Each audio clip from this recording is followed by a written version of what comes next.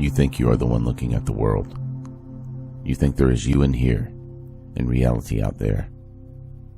But what if that split, the observer and the observed, is the final illusion holding everything together? What if the one who sees and the thing being seen are not two at all?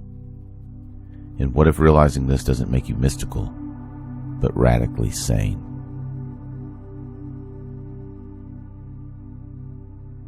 Today, we're dismantling one of the most subtle assumptions the mind makes, that there is a subject inside your head observing an objective world outside of it. This idea is so fundamental that it feels unquestionable. Of course there's an observer. Of course there's something being observed. But look closely. Every spiritual path, every deep meditation, every collapse of ego eventually runs into this exact boundary. The imagined line between me and what I experience. And when that line dissolves, something extraordinary happens. Not unity, not bliss, not fireworks, just clarity.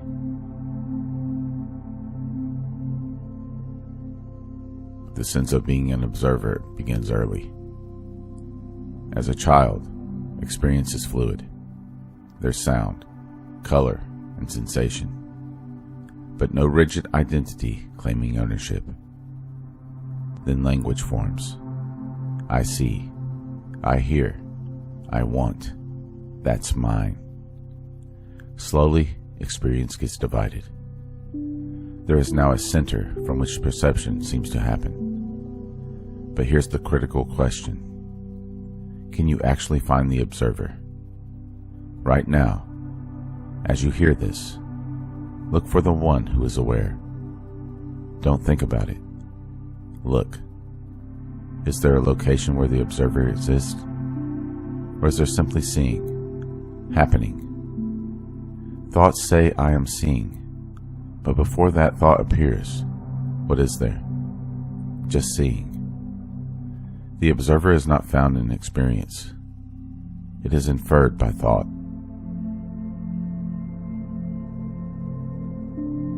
All experience arises as a single event.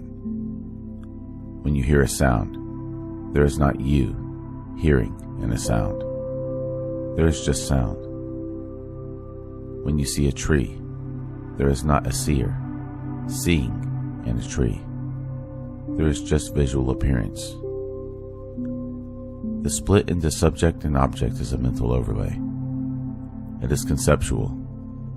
You never actually experience two things. You experience one seamless field.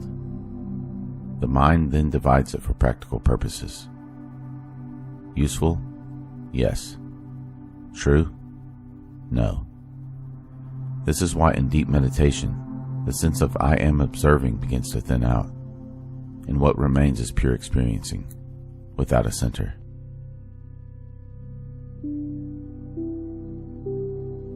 Even modern physics hints at this. In the double-slit experiment, the behavior of particles changes based on observation. The so-called observer effect has fascinated scientists for decades.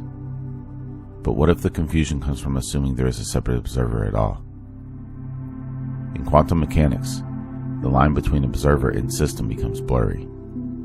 Measurement is not a detached act. It is an interaction. The idea of a totally separate watcher doesn't hold up cleanly. While physics doesn't prove non-duality, it destabilizes the naive assumption of separation. Reality at its core doesn't behave like two independent pieces interacting. It behaves like a unified process, exactly like experience. The ego isn't arrogance. It isn't pride. It is simply the belief that there is a separate observer inside experience. It feels like I am inside my head. I am behind my eyes. I am the thinker of my thoughts. But thoughts appear on their own. Sensations appear on their own. Perceptions arise without effort. You don't command your next thought before it appears. You don't manually construct each visual frame. Life is happening, and the sense of me watching life is just another event within it. The observer is observed. That's the paradox. When you look for the observer, you find only sensations and thoughts. There is no independent entity apart from experience.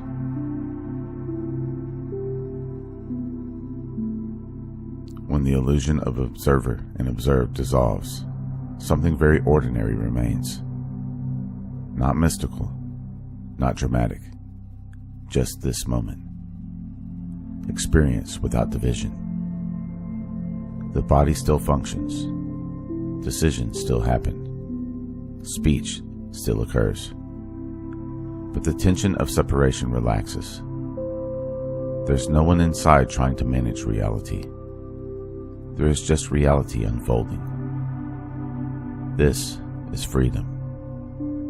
Not because you gained something, but because the false center was never even there.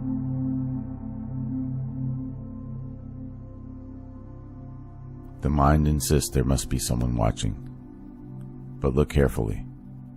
The watcher never appears. There is seeing, there is hearing, there is thinking, there is being, but no separate observer apart from it. The illusion of observer and observed is subtle.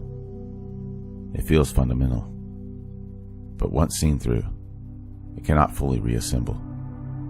And what remains is simple, direct, and undivided. This exact moment.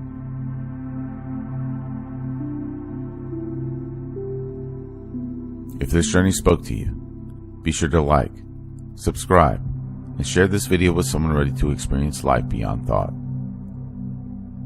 Comment below. When you look for the observer, what do you actually find? I read every comment.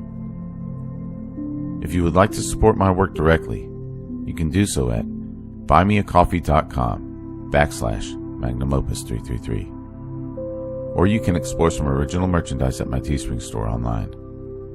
The link is in the description below. Remember, your consciousness is the key that unlocks reality. Let's keep unlocking it together. Thank you for watching. Until next time.